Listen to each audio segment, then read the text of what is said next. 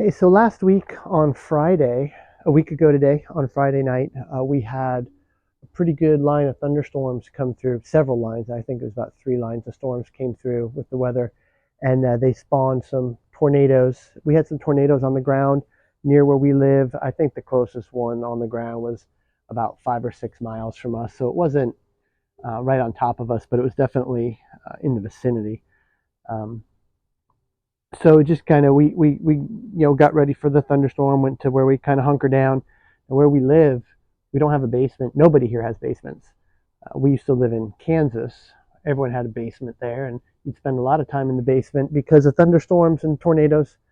In fact, the town we used to live in, Kansas, Andover, it got wiped out by a tornado in the early 90s. And we also used to live in Illinois, in a town that got wiped out too in the early 90s, Plainfield. So, and the farm where my wife grew up, they got hit a couple times with tornadoes and lost buildings and parts of their house. So we know it's not something to fool around with, but where we live now, like I said, we don't have a basement. Like I said, nobody does. And not really much in terms of interior rooms. It's kind of, the house is more like an open concept. So we have an area we go to on the west side of the house, but it's kind of where the master bedroom and like a guest bedroom slash office and a bathroom are down there. Interestingly enough, they are directly under where our water heaters used to be. Again, because no basements, people keep water heaters in their attic, which was just mind-boggling to me. But we had two 50-gallon water heaters that were basically right above where we would go in case of a thunderstorm or tornado. But a few years ago, we swapped it out for a tankless water heater. So it's just a tankless heater up there now. So we don't have 100 gallons of water sitting over our heads. Camera's kind of moving around a little bit. It's kind of windy today, so hopefully it's not moving around too annoyingly. So anyway, we had our stuff out. We had stuff ready, and just kind of going through that made me realize a couple holes I had. So just wanted to point out a couple things that I found out doing this. Maybe it'll help you, maybe not. Who knows? But in no particular order, I have, for thunderstorm, tornadoes, this old FLC vest with a couple pouches on it to hold some stuff. Where we were, we had bug out bags nearby, so we could grab them if you had to get out. But I mean, if everything comes down on top of you and things get sucked away, blown away by the storm, you're not going to have anything that was next to you is not going to be next to you anymore. So really, you're only going to be able to have whatever you have on you. So I have this vest. Move stuff around here. Yeah, this vest, this is an old surplus FLC vest. I had this too. This Creek store has a guide on like a bug out vest, like instead of a pack, like an actual putting everything in a vest. This is not that. This is just something I have to have some stuff on me, some gloves. This pouch has some general things like a multi-tool, a folding knife, a couple pens, a marker, a notepad. There's some spare batteries in here for flashlights, which I have in here, or a flashlight, I should say. A flashlight here. There was a headlamp I had in here, but it had been in there for so long that the batteries had gone bad on it, like corroded. So that's kind of bad on me to not be checking that stuff on a more regular basis. So I'm just going to have to make sure I get a little more disciplined with that. But also in here, there's a chem light and a little, like a fire starter thing. And first aid kit, which is good to have, right? Things start blowing around, windows blow out, or, other bad things happen. You need some first aid. But, later on, kind of looking through it, I realized this is more of a first aid as opposed to a blowout kit. It's got an Israeli bandage, shears, but then like antiseptics. I got a glucoburst, aspirin, gloves, eye wash, waterproof tape, bandages, stuff like that. And band-aids, more like a snivel kit. Realized I don't have a tourniquet in here. So what I'm going to do is either swap this first aid kit type thing out for a more of a blowout kit with a tourniquet. And it's got chest seals and the trauma bandage, or maybe just keep this first aid type kit and just add either a tourniquet inside of it, put that inside of it, or strap this onto the vest somewhere. I haven't decided quite yet. If you got any thoughts on it, feel free to put it in the comments. Let me know your thoughts on it. But has another little pouch up here. You can put something. It's not big enough for much, though. I mean, you couldn't put a cell phone in there. Maybe a little old-timey folding cell phone, but like an iPhone is not going to fit in there, or a Samsung Galaxy type phone won't. I actually had a Zippo lighter in there, is what I had. Like I said, the gloves. So there's some, I guess, wasted real estate on this. What I mean by that is on the back, there's more webbing on the back, but I don't have anything strapped there. Because again, the idea to this isn't necessarily that I can wear this vest and I can live out of this vest for 3 days. That's not the point to this. Like I said, we had the bug out bags, our actual bug out bags with us right by where we were, where we hunkered down for the storm. This vest, the idea is just, so I've got stuff right on me in case everything just completely blows away. I've at least got something on me. But what else doesn't it have? It doesn't really have a belt, like a belt. I mean, it's got this that goes around your waist, but I mean something like a belt to put things on. So I didn't have a fixed blade or anything. So I actually, with that, I just then put a belt on, and on the belt I had my fixed blade and a Swiss Army knife, Farmer X, in its pouch, just on my belt. So I kind of had that on my person. The vest is not really all that comfortable, honestly. I don't wear it hardly ever. It just sits in a closet. And then when a thunderstorm or tornadoes come through, I'll grab it and either just have it beside me or put it on. But it was about 3.5 hours, I think. We were under watches and warnings and tornadoes on the ground and stuff. So, wearing that thing for 3.5 hours, it wasn't really all that comfortable. It's probably not fitted properly. I got it. I don't remember when I got it. Had it for a long time, and I've never really put it on and properly fitted it. So that's probably part of the issue. I weighed it. It weighs about 6.5 pounds. So I mean, it's not like it's overly heavy, but it's just not very comfortable.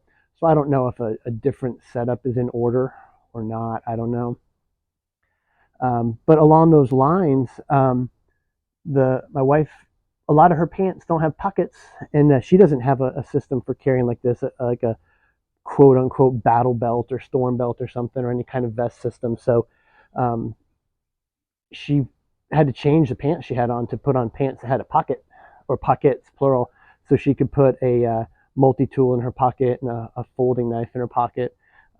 Everything else, again, like I said, was in her, in the bug out bag. I mean, fixed blades and first aids and tourniquet, things like that. But aside from that, you don't really have it on you. So that's something she's going to be thinking about, looking at maybe getting a, quote unquote battle belt type system or a vest type system for that. As far as the kids go, one of the youngest, he was all set. He had pants that had pockets and he was good to go. But our other son, the elder one, he's kind of small statured, and he has his pants had pockets, but they were kind of loose. And so in terms of his phone, we wanted him to have his phone in his pocket, like on his person, just in case we needed it, if somehow got separated, or trying to find him, or if the cell system's still working, call, make a phone ring, who knows. I didn't want the phone to fall out of his pocket, so we had one of these jobbies, that you'd put the phone in and strap it to your arm when you go hiking or jogging or whatever. But he's really small statured, and so this actually, even with it down as tight as it went, it didn't really fit on his arm. It would slide off his arm, even if you try and get it, because it would slide off. It's a size large, so it's more for adults, but we ended up strapping it to his leg, to his lower leg, like around his ankle, and that worked fine. But again, probably something more ideal is out there. I just have to kind of find it and do something about it. Radios, I had this, we've got several Baofangs. I've got actually have 3 FCC licenses. I've got a restricted radio telephone, I got a GMRS, and I've got a technician, amateur technician level license. So, but I'm the only one with the technician. The GMRS is good for the whole family. But so this radio, I had it set to the local repeater, and they do the net on storms. They activate the net, and so they have spotters, and they're talking about where the storms are, if tornadoes on the ground, etc. So it was really good for keeping track of that. But something that I realized with it, when I turn it on, I always hit the scan button, have it scanning just lots of local repeaters or local frequencies. And when there was nothing happening on the repeater I wanted it on, it would start scanning, and then people would be talking on a different frequency, and then it would lock onto that one, and so I'd have to stop doing that. So something I'm just going to have to make sure I do is when I turn it on for storm stuff, just set it to the local repeater frequency and just not scan, and then lock the keypad so I don't accidentally bump it.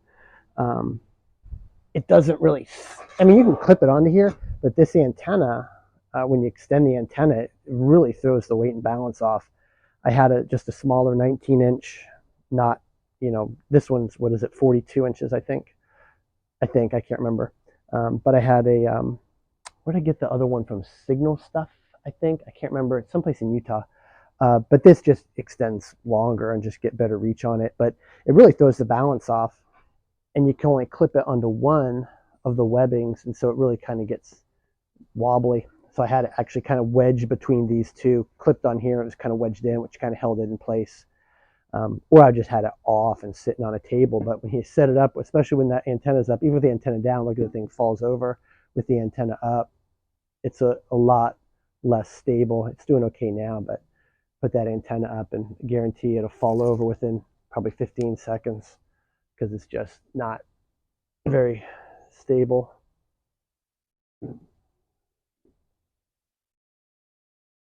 It's going to go. All right. There it goes. Anyway, now along those lines too, then my wife had a radio too. She doesn't have a FCC license like a technician or anything. So, in normal times, she couldn't get on the radio and transmit. But if everything falls apart, when stuff hits the fan, you do what you need to do. So, but then I was thinking about that. Going to need to come up with a discrete frequency for she and I and anyone else in the family who has a radio on them for if something does go bad, like, actually having a tornado hit or other things, earthquake, who knows what. First of all, the repeater is probably going to be knocked out, but that's okay. We're not going to be far enough apart that we need to use the repeater to talk to each other, but just to talk to each other in general. That frequency the repeater's on, it's kind of the frequency everyone around here uses, and so everyone's on that frequency, and just to kind of get separated from that, just find some discrete frequency in the band plan and kind of go from there. And then, put them in the memory, and then also have it written down somewhere. But I'm going to have to come up with something like that. So anyway, I think that covers what I wanted to talk about. I might have missed a couple things. This is kind of a spur of the moment thing. Like pretty much all my videos have been spur of the moment. I didn't really put any much planning ahead of time into it. But anyway, feel free to let me know in the comments if you think, something other than this FLC vest, or just things that would work better on the FLC vest. I don't know. Anyway, hopefully all is going well for you, and enjoy the weekend, and try to get out there and get some dirt time.